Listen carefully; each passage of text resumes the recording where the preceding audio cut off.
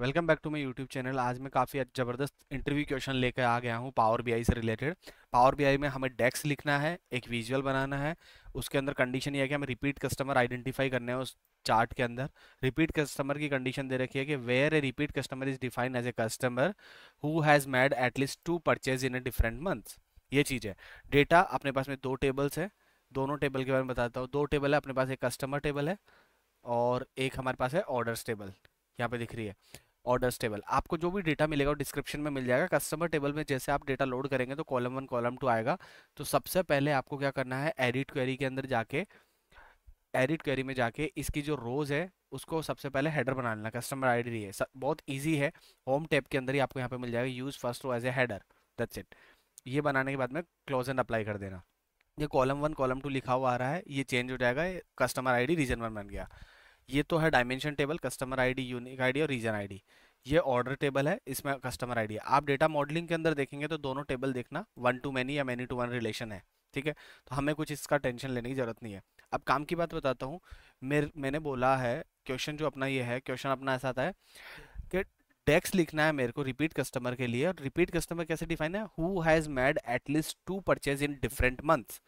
Different month के अंदर जिसने 2 परचेज करे हो। अपने पास में अगर मैं यहाँ पे डेटा देखता हूँ तो मैं कस्टमर, पहले तो यहाँ पे रीजन और ये है। मेरा कॉन्सेप्ट ये है कि ये जो ऑर्डर डेट है, यहाँ से मैं मंथ और ईयर को फैच कर लूँ। राइट, मंथ और ईयर को मैं फैच कर लेता हूँ, दैट्स इट। इसके अलावा और कुछ नहीं है। तो मेरे को मंथ और ईयर फैच करने के लिए डेक्स लिखना पड़ेगा। राइट, अब मैं डेक्स लिखना पड़ेगा तो ये रहा मेरा डेक्स। मैंने फॉर्मेट फंक्शन यूज करा है, जस्ट नॉर्मली कैलकुलेटेड कॉलम बनाया है न्यू कॉलम क्रिएट करके। और ऑर्डर ईयर मंथ नाम लिखा है, फॉर्मेट फंक्शन यूज करके जो ऑर्डर डेट है वहां से मैं इस फॉर्मेट में ईयर और मंथ फेच कर रहा हूँ। तो ये देखो ईयर आ गया 2024-04, 2024-04। अब इससे मेरे को क्या फायदा होगा, मेरे को बता कि जो मेरा कॉन्सेप्ट है, कॉन्सेप्ट क्या है, मेरे को यहाँ पे आइडेंटिफाई करना है कि रिपीट कस्टमर कौन से कस्टमर है, customer who has made at least 2 purchase in the different month. 2 purchase in the different month, 2 purchase उसने डिफरेंट मंथ्स के अंदर करे हों। ठीक है, वो मेरा ये मतलब रिपीट कस्टमर है। रिपीट कस्टमर के लिए पहले मैंने मंथ को सेपरेट कर लिया। ठीक है, अगर मैं मंथ नहीं करता, सिर्फ मंथ करता, ईयर नहीं लगाता, तो ये 4 दूसरे 2025 4 के इक्वल होगा।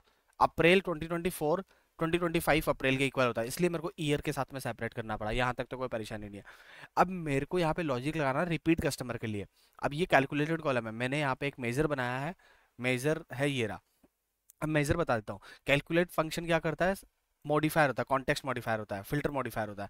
तो पहले यहाँ पे sum of order total amount that is my sales.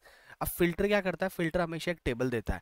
Values क्या करता है, वैल्यूज हमेशा एक यूनिक कस्टमर आईडी देता है। अब ये ऑर्डर्स टेबल के अंदर अगर मेरे को कस्टमर आईडी देखनी है, आपको मैं बताता हूँ।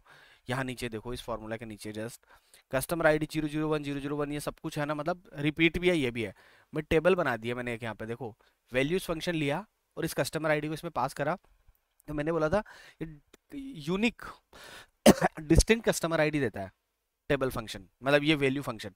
तो मैंने जो यहाँ पे रिपीट में ये वैल्यू फंक्शन यूज कराया है, ये डिस्टिंक्ट कस्टमर आईडी दे रहा है। ठीक है, ये बेसिकली ग्रुप बाई की तरह वर्क करेगा।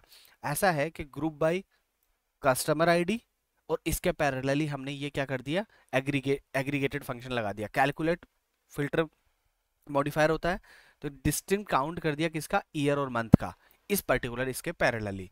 मतलब ये है पूरा का पूरा, इसके पैरेलली इसका डिस्टेंस काउंट कर दिया ईयर और मंथ का, दैट्स इट।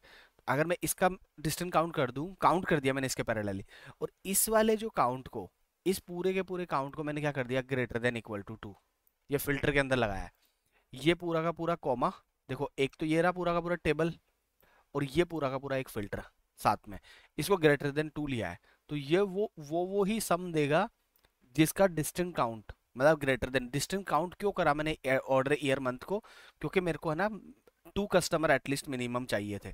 यहाँ पे देखो आप एक बार, यहाँ देखो, who has made at least 2 purchase in the different months, तो वो डिफरेंट मंथ काउंट करते आ जाएगा, डिफरेंट मंथ काउंट करते आ जाएगा इस तरीके से। अब इसको एक बार इसमें देख लेते हैं, यहाँ देख लेते हैं।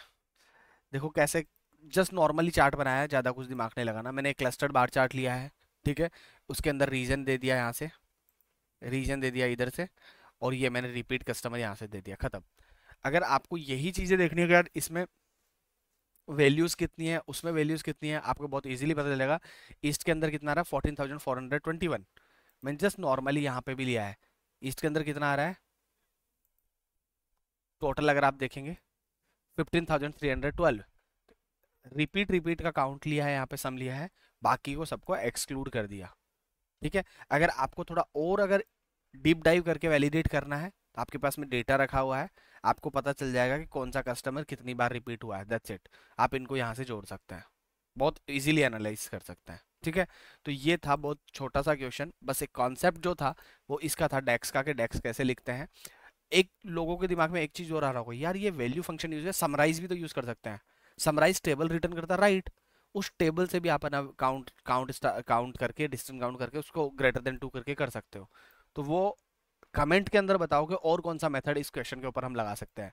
अगर वीडियो अच्छा लगा हो तो चैनल को सब्सक्राइब करें, कमेंट करें। जय हिंद, जय भारत।